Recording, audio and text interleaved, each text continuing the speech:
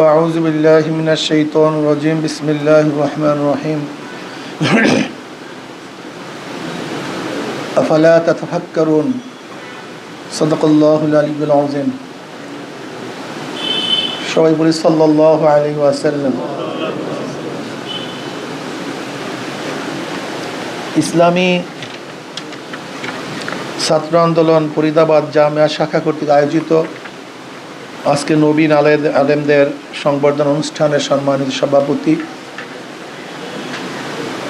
শ্রদ্ধাভাজন ওলামায়ে কেরাম, জাতির রাহনুমাই যারা করবেন, যারা কর্ণধার, যারা ওরাসাতুল আম্বিয়া, যাদের মাধ্যমে দিন কিয়ামত পর্যন্ত টিকে থাকবে। আলেম ব্যতীত দুনিয়ার মধ্যে দিন টিকে থাকবে না। যতদিন আলেম আছে ততদিন দিন থাকবে, আলেম নেই দিনের বাতি নিভে যাবে। যেরকম নবীগণ যখন চলে যাইতেন আর এক নবী আসার আগ পর্যন্ত অন্ধকার আচ্ছন্ন হয়ে যেত জাতি, আবার নতুন নবীর মাধ্যমে দিন জিন্দা হইত। ঈসা আলাইহিস সালাতু ওয়াস সালাম চলে যাওয়ার পরে 570 বছর পর্যন্ত কোনো নবী ছিলেন না। গোটা জাতি অন্ধকারের মধ্যে নিমজ্জিত, দিন বলতে কিছু ছিল না, সব ধ্বংস হয়ে গেছে। নবী আলাইহিস সালাতু ওয়াস সালাম আসার পরে আবার সেই দিনের বাতি জিন্দা হয়েছে, গোটা দুনিয়াকে আলোকিত করেছে। এখন তার নবী আসবে না, সেই দায়িত্ব কে পালন করবে? ওলামায়ে কেরাম। কাজে ওলামায়ে কেরাম যদি না থাকে তাহলে থাকবে কীভাবে দিনের বাতি? এটা থাকবে না ভাই, এটা থাকার কথা না। আপনারা অনেক দামি, আপনারা হলো নবীর ওয়ারিস। আসলে আমার যে সমস্যা আর আমাদের যে সমস্যা, নবীর কাজ বোঝার ব্যাপারে আমাদের ইখতিলাফ। আসলে নবীর কাজটা কি?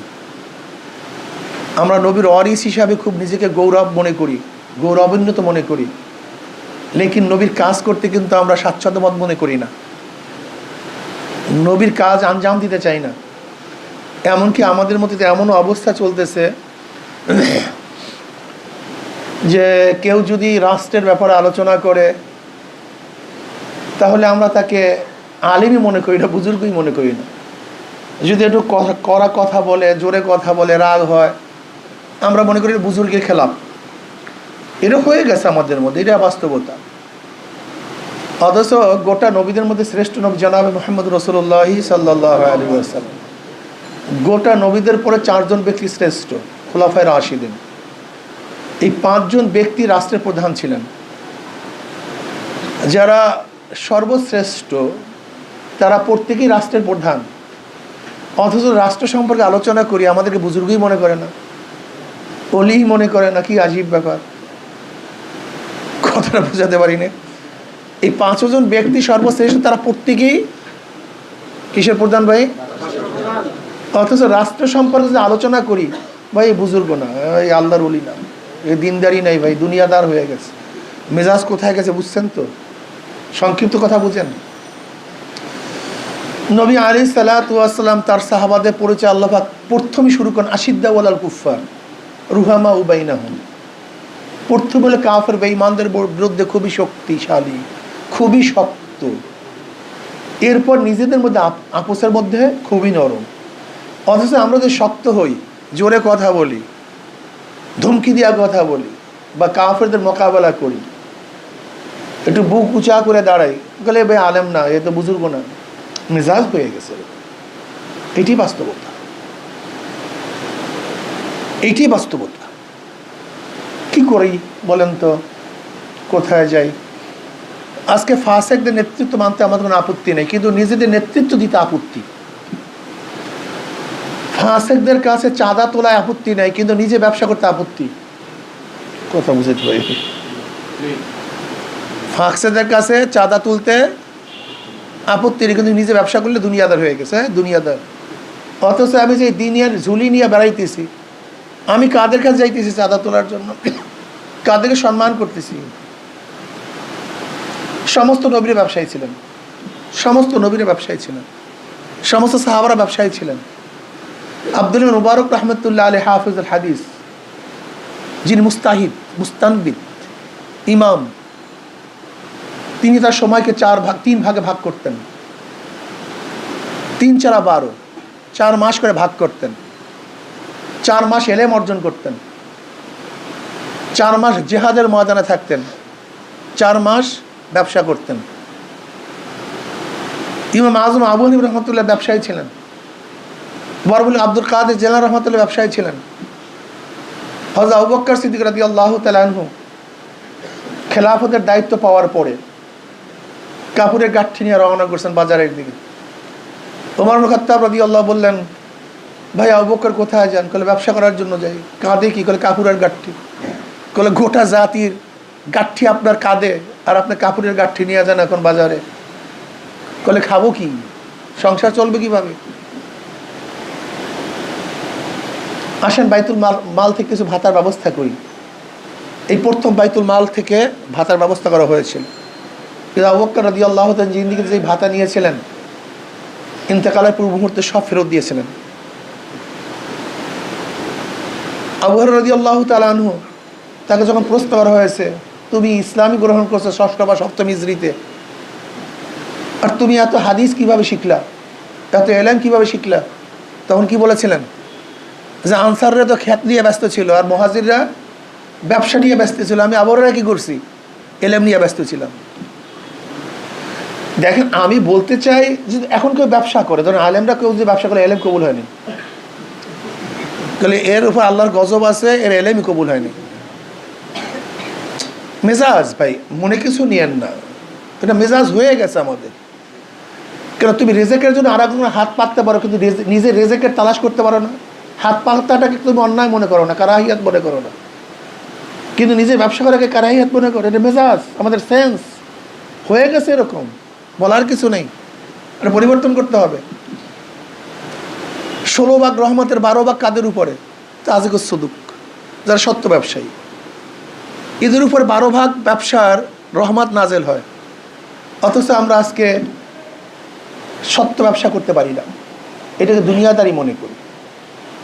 উচিত, আপনারা জানেন মাগরুবুর রহমান রহমতুল্লাহ আলাইহি, যিনি আমাদের জমানায় মোহতাম ছিলেন দেওবন্দের, তিনি 4টা চিনির কলের মালিক ছিলেন, সমস্ত কারেন্ট বিল একা দিত। এমনকি সাইদ আহমদ পালরপুরি রহমতুল্লাহ আলাইহি, তিনি কিন্তু তার বাসার মধ্যে বিশাল ঠোঙ্গার কোম্পানি ছিল, ওই যে ঠোঙ্গা বানাই রিজিকের জন্য। আমি বলতে চাই, আমাদের মেজাজ হয়ে গেছে, কেউ যদি ব্যবসা বাণিজ্য রিজিকের জন্য চেষ্টা করে, অথচ আমি 10 টাকা বাড়াবার জন্য, ইমামতির 10 টাকা বাড়াবার জন্য ওই কমিটির কাছে কত আহ্বান করি, কত নত হয়ে কথা বলি, তাতে আমার কোনো লজ্জাও হয় না, আপত্তিও হয় না, আমার সম্মানের খেলাফ হয় না। কিন্তু এই ব্যবসা করলে সম্মানের, আমি ব্যবসার জন্য উদ্বুদ্ধ করছি না ভাই, আবার ভুল বুঝিয়েন না যে এলেমের থেকে মাহরুম করতেছে।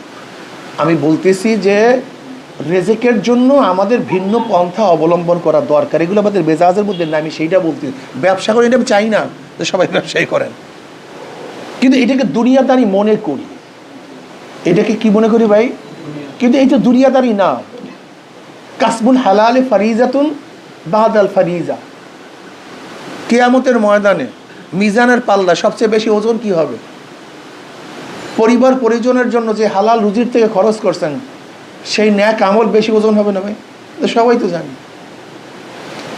মেজাজের খেলাফ হয়ে গেছে। এরপর আসেন রাজনীতি। রাজনীতি কেউ যদি করি, তাকে আমরা কেউ বুজুর্গই বলি করি না। রাজনীতি করতে গেলে রাজা হয়, রাজনীতি করতে করতে কি হয় ভাই? লাজা হয়। আপনার রাজনীতি যদি না করেন, রাজা হবেন কিভাবে? হবেন কি আমাকে বলুন না, পদ্ধতি কি বলেন? আমাদেরকে ইখতলাফে লাগাইয়া দিস, পন্থার ইখতলাফে মাকসাদকে হারায় ফেলাইছে, বুঝাতে পারিনি। যাব বরিশাল, কিন্তু কোন পন্থায় যাব ইখতলাফ করতে করতে ওই ঢাকাতেই আছি, কোনোদিন বরিশাল যেতে পারিনি।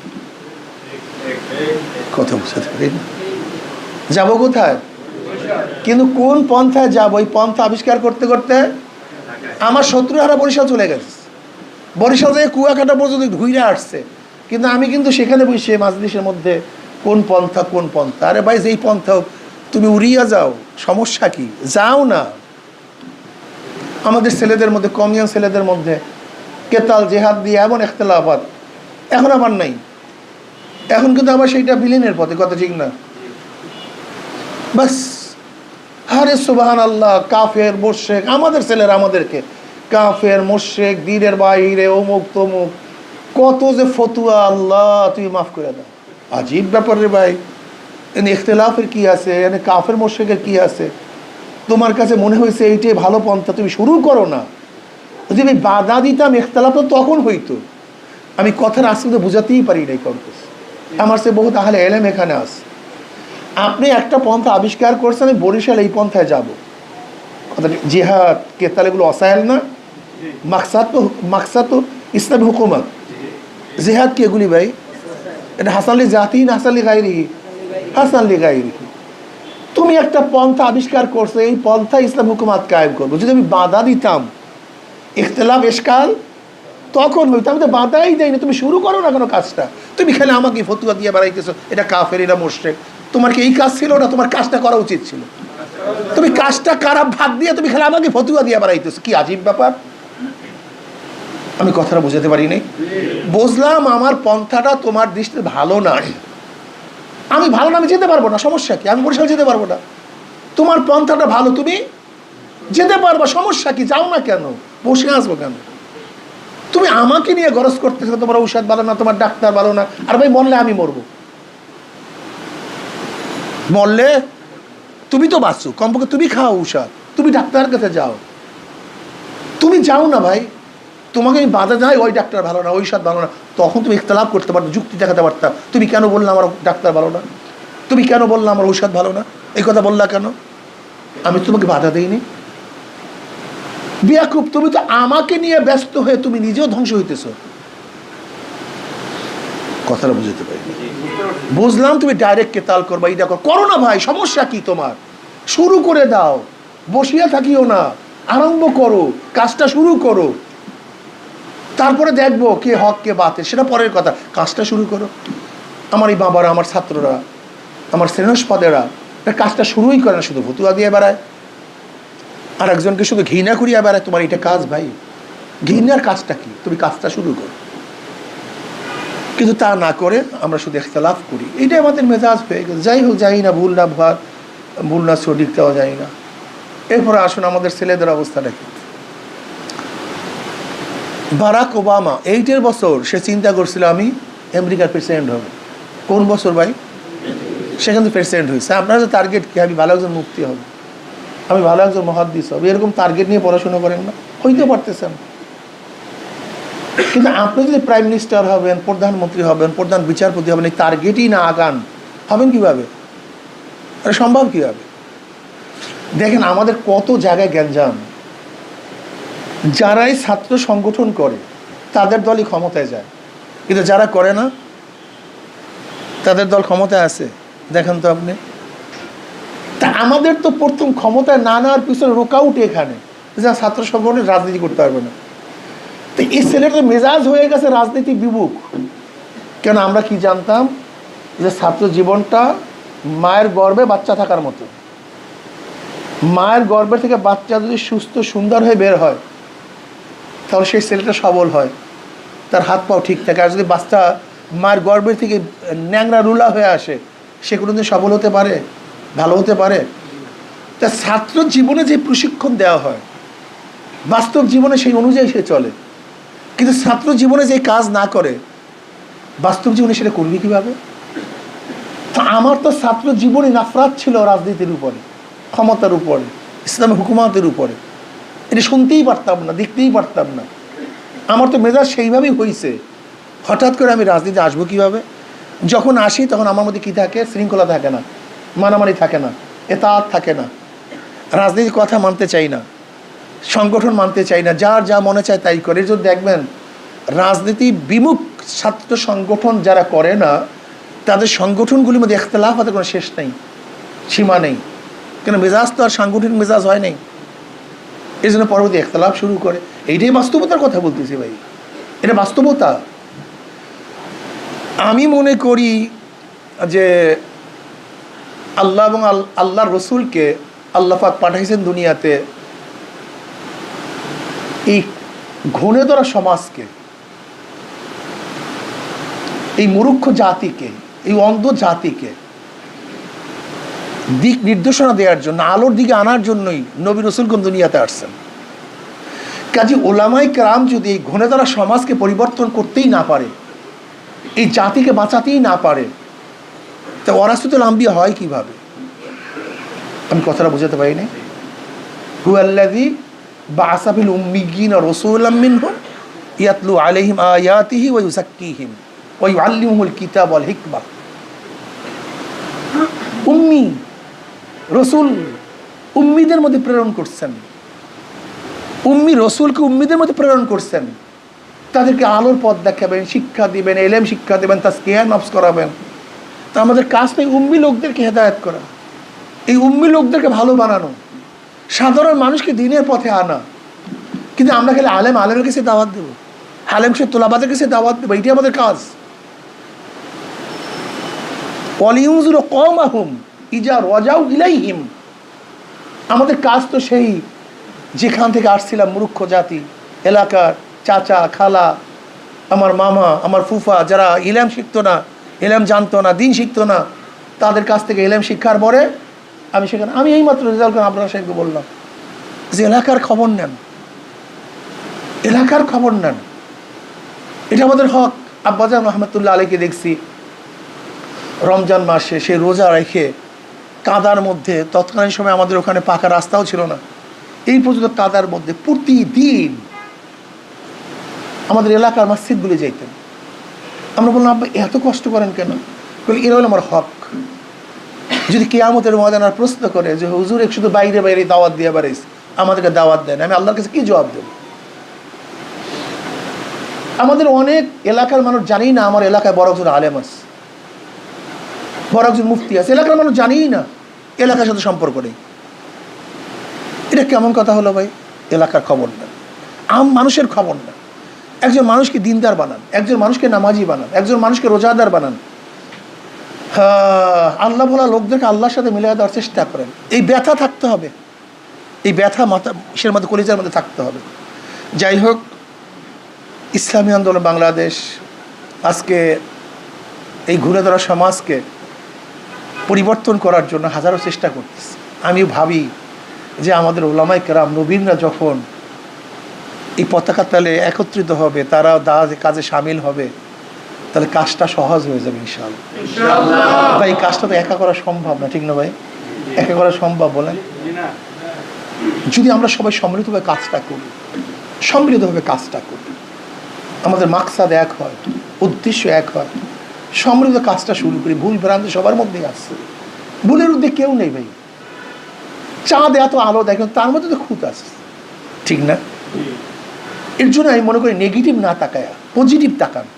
ইসলামী আন্দোলনের মাধ্যমে কী খেদমত আঞ্জাম দিচ্ছে, কী খেদমত আল্লাহ পাক নিচ্ছেন, তারা কি কাজ করতেছেন, পাবলিকের সাথে তাদের রিলেশনটা কী, সংযোগটা কী, এদের সাথে কাজ করলে আমাদের ভবিষ্যৎ কী হবে, চিন্তা করেন। আফালা তাতাফাক্কারুন, তোমরা কি চিন্তা করো না? আমি মনে করি ইসলামী আন্দোলন বাংলাদেশ আজকে যেইভাবে কাজ করতেছে, ইসলামী হুকুমাত কায়েম করার জন্য সব ডিজাইনে মানুষের সম্পৃক্ত দরকার। এছাড়া হবে না ভাই। আপনি কাদের মধ্যে কাজ করবেন? এই সমাজের মধ্যে এক ধরনের লোক না, হরেক শ্রেণীর লোক আছে, কি সবার কাছে আবার দাওয়াত টেনে যেতে হবে। ইসলামী আন্দোলন বাংলাদেশে এমন একটা সংগঠন, দেখবেন এর মধ্যে রিক্সাওয়ালা, ঠেলাওয়ালা, কুলি, মজদুর, শিক্ষিত অশিক্ষিত, মেডিকেল, ইঞ্জিনিয়ার, কমিয়ান, আলিয়া, যত শ্রেণীর মানুষ বাংলাদেশে বসবাস করে সব শ্রেণীর মানুষের অংশদারি আছে কি নেই ভাই? তা আপনি ইশারা করবেন কীভাবে? করেন আপনি দ্বিতীয় আরেকটা সংগঠন এরকম দেখাতে পারবেন না। হক না হকের কথা বলছি না, আমি কাজের পরিধির কথা বলতেছি। এই যে কাজের পরিধি দেখি, আপনি একটা প্রোডাক্ট, শুধু ফরিদে আমাদের মধ্যেই চলে, কিন্তু আরেকটা প্রোডাক্ট গোটা বাংলাদেশের মধ্যে বিস্তীর্ণ। এখন আমি কি বলবো ফরিদের মধ্যে চলার কারণে প্রোডাক্টটা খারাপ না? হয়তো আপনার প্রচার প্রসার এখন হয়নি। আমি হক বাতিলের কথা বলছি না, আমি বলছি কাজের পরিধি। ইসলামী আন্দোলনের কাজের পরিধিটা সব জায়গায় ছড়িয়ে পড়ছে, এটা আলহামদুলিল্লাহ সবাই গ্রহণ করতেছে। আমার চমৎকার কথা মনে পড়ে, ওই সিলেটের এক আলেম ইসলামী আন্দোলন যোগ দিছে, তাকে প্রশ্ন করা হয়েছে কি আমরা কি হক না? বলে নিশ্চিত হক। তা তুমি আর এক জায়গায় গেছো কেন? তুমি হক তালাশ করার জন্য যাইনি, তুমি হক তারাও হক, কিন্তু আমি যাওয়ার কারণটা ভিন্ন। বলে কী কারণ? বলে দেখো, আমার মূল উদ্দেশ্য হল ইসলাম হুকুমাত কায়েম করা, সংগঠন হলো আমার ওয়াসায়েল, সংগঠন ব্যতীত ইসলাম হুকুমাত কায়েম করা সম্ভব না। আম পারা আমার মাকসাদ, লাঠি আমার মাকসাদ না, লাঠি আমার ওয়াসায়েল, এর মাধ্যমে আম পারি। কিন্তু আমি যে লাঠি দিয়ে আম পাড়তে যাই, সেই লাঠিটা তো বড় হয় না, বরং ভেঙে যায়।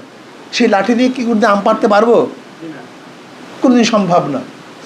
আমি যে সংগঠন করি, সেই সংগঠনটা বড় হয় না, বারবার ভেঙে যায়।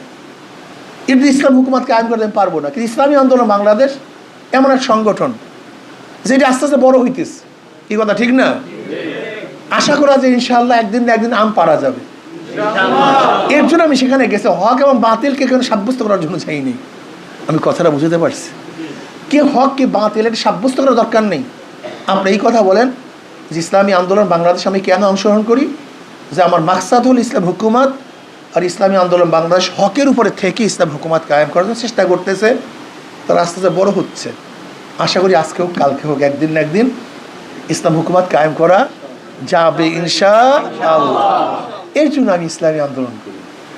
আমি আমার তোলাবাদেরকে বলবো, আমার ছাত্র বাবাদেরকে বলবো, তোমার ইখতলাফ করলে স্বাধীন ইখতলাফ করতে পারবেন। যেরকম আমরা যতটুকু জানি, তাতারিরা যখন ইরাকের উপরে হামলা করছিল, তখন সেখানের ওলামায়ে কেরাম ব্যস্ত ছিলেন গরুর পোশাক পাক না না পাক, এই মাসালা নিয়ে এত দ্বন্দ্ব সৃষ্টি হয়েছিল যা চিন্তাও করা যায় না। আজকেও গোটা ইসলামকে, গোটা সমাজকে গ্রাস করে ফেলতেছে। আর আমরা এখন ওয়াসাইল নিয়ে ইখতলাফ করতেছি, কোন পন্থায় ইসলাম হুকুমাত কায়েম করব। আমি ইখতলাফের মধ্যে নাই। যদি কেউ মনে করে এই পন্থে ইসলাম হুকুমাত হওয়া সম্ভব, আমি শুরু করেন ভাই, আপনাকে আমি বাধা দিচ্ছি না, আপনি কাজটা শুরু করেন। কাজটা যদি শুরু করি তাহলে ইনশাল্লাহ অবশ্যই মাঠের মধ্যে দেখা হবে। কি কথা ঠিক না? আর আপনি যদি ঘরের মধ্যেই থাকে, তা মাঠে দেখা হবে কিভাবে? ওর ভাই ইসলামী হুকুমাত কায়েম করার জন্য রাস্তায় নামেন, কাজটা শুরু করি, ঠিক না? তাহলে মাঠে সবার সাথে দেখা হবে। আমি আপনাকে হক বা বাতিলের কথা বলছি না, আপনি যেই পন্থাই হোক না কেন, আপনি কাজটা শুরু করেন, আমরা ইসলাম হুকুমাত কায়েম করার চেষ্টা করি। তবে মনে রাখবেন, ইসলামী আন্দোলন বাংলাদেশ কোনো নির্দিষ্ট পন্থাকে, পদ্ধতিকে ইসলাম হুকুমাত কায়েম করার ওসিলা মনে করে না। ইসলামী আন্দোলন বাংলাদেশ যখন যেইখানে, যখন যেই জায়গায়, যেই সময়, যেই পদ্ধতি, যেই প্রক্রিয়া, যেই পন্থা অবলম্বন করলে ইসলাম হুকুমাত কায়েম হবে, ইসলামী আন্দোলন বাংলাদেশ তখন সেই সময় সেই জায়গায় সেই পন্থাই অবলম্বন করতে রাজি আছে। নির্বাচনই আমাদের একমাত্র হুকুমাতের মাধ্যম না। আমি কথাটা বুঝাতে পারিনি। যদি এর চেয়ে অন্য কোনো সুন্দর পন্থা চলে আসে, আমরা সেই পন্থা ধরবো। তারপরও অন্য কোনো সুন্দর পন্থা আসলে যদি সেইটা বাদ দিয়ে আর একটা হয়, আমরা কোনো নির্দিষ্ট কোনো পন্থা পদ্ধতিকে ইসলাম হুকুমাত কায়েম করার জন্য নির্দিষ্ট কোনো পন্থা পদ্ধতিকে মানি না। যখন যেই সময় যেই পন্থা পদ্ধতি অবলম্বন করার দরকার ইসলামী আন্দোলন বাংলাদেশ, তখন সেই সময় সেই পদ্ধতি অবলম্বন করবে ইনশাআল্লাহ। কাজে আমাকে, আমাদের সবাইকে আল্লাহ পাক একযোগ হয়ে, একত্রিত হয়ে কাজ করার তৌফিক দান করেন। আপনারা সবাই আসছেন, আপনাদের সবাই